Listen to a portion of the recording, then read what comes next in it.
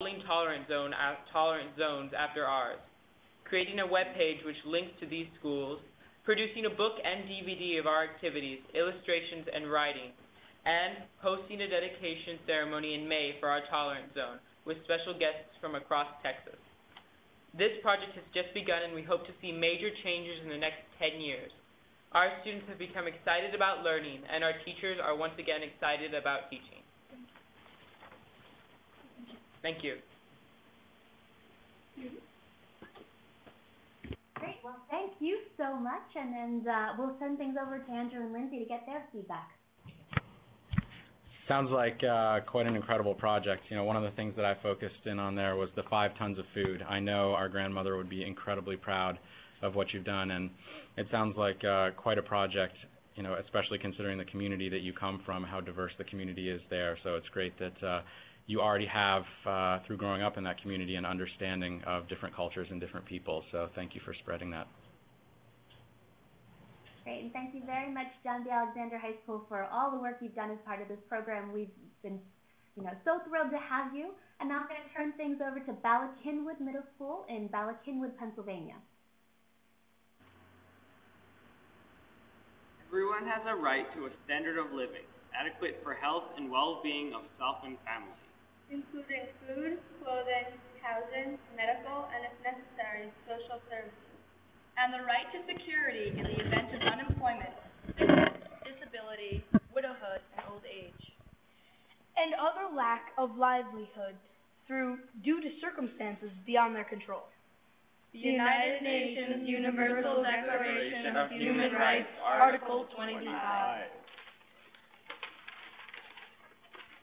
It is estimated that there are more than 1,682,900 homeless and runaway youth in the United States today.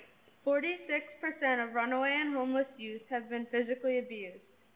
Currently, there are 621 homeless people on the streets of Philadelphia. There are over 3,800 homeless people in the shelters in Philadelphia. 85% of homeless people in Center City are mentally ill, addicted, or both. There are not enough shelters, even if everyone wanted to come off the streets. According to the city's pilot program for providing houses to the homeless, putting people in shelters is more expensive than putting people in permanent housing. The chronically homeless are the most visible, most vulnerable, most disabled, most likely to die, and most expensive of those who are homeless. We listened to what Mrs. Klein told us to reach out to others and help others understand the beauty of life. So, after thorough consideration of many social issues that are important to us, we elected to work toward understanding the causes of and circumstances around homelessness. We know we are lucky to live and how we do. Therefore, we plan to raise awareness in our school about homelessness through peer-to-peer lessons, and we are organizing an in-kind to benefit an organization in our area. At first, we felt overwhelmed by the scope of this issue and felt powerless to do anything about it. But despite the large numbers of homeless people, we have learned that it is possible to interrupt the pattern and to break the cycle of homelessness. We now know that this is not a hopeless cause, and we are up to the challenge. Everyone has a right to a standard of living adequate for health and well-being of self and family. Thank you. Thank you. Thank you. And thank you, Bala Cynwyd Middle School. And I'll turn things back over to New York City and Lindsay and Andrew.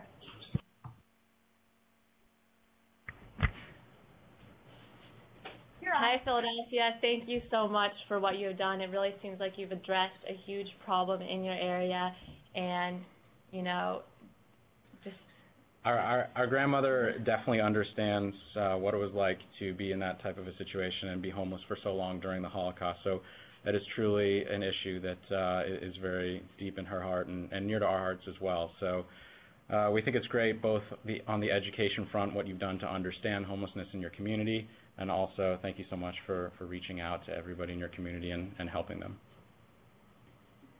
Great. Thank you very much for your comments, and thank you so much, Bala Cynwyd Middle School. And now we're going to go to Kentucky, Bryan Station High School. Go ahead. Hi, we're here. We made a video interviewing a few of our sophomore students of what their community service projects were. And so here's our video.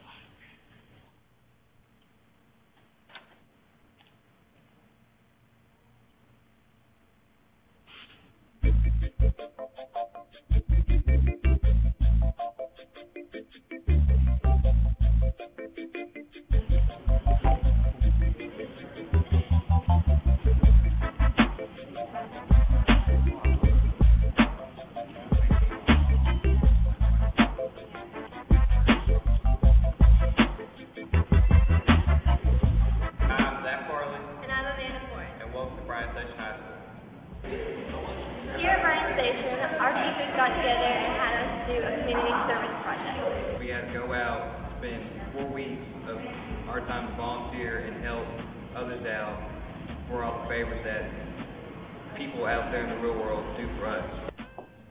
Hi, I'm Lindsay Kavanaugh, sophomore at Bryan Station High School. I'm here with Marleisha James, and we're here to talk about her community service project. So, what did you do? I went to UK Hospital in the colonoscopy endoscopy unit, and I watched colonoscopies and upper scopes be performed. So, what made you want to do that for your community service? Well, my dad is actually a tech, endoscopy technician, so I was able to watch lots and lots of procedures get done, and I actually got to prepare some of the patients for the procedures. My name is Zach Farley. I'm a sophomore here at Bryan Station, and I'm here interviewing Andrew Marsh on his community service. So, Andrew, tell us why you decided to do your community service project, on what you did, and how you feel about it. What I did for my community service was I went to the Arnett Pritchett home, which is a retirement home for ladies. The reason why I went there is because my grandma is actually very active over there, and it was a lot of fun. I really enjoyed it. Did you learn anything, like any good experiences off of it? I learned that even though these ladies were very well into their years, they still were very independent. Hi, I'm Amanda Forens, and I'm here interviewing Destiny Cornell on her community service project. So Destiny, what did you do for your project? For my project, I went to the Ronald McDonald House and to the Hope Center. So what exactly did you do when you went there?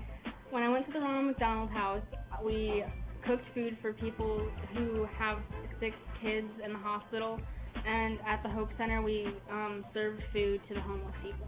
Well, that's pretty cool. So what do you think you got out of the experience? I got out of it that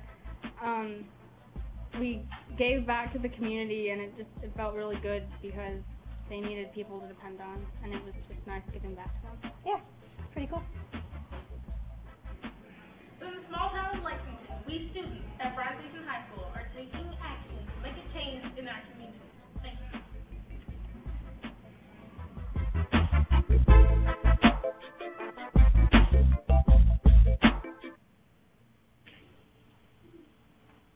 Great. Well, thank you so much, Bryan Station High School. And I'm getting notes from folks, and I'm just reminding everybody that your project will be highlighted on the Student Spotlight section of the Klein Foundation website, so make sure you look for that. And I actually think it's pretty cool that all of you did different projects, but let's go back to Lindsay and Andrew and hear their comments.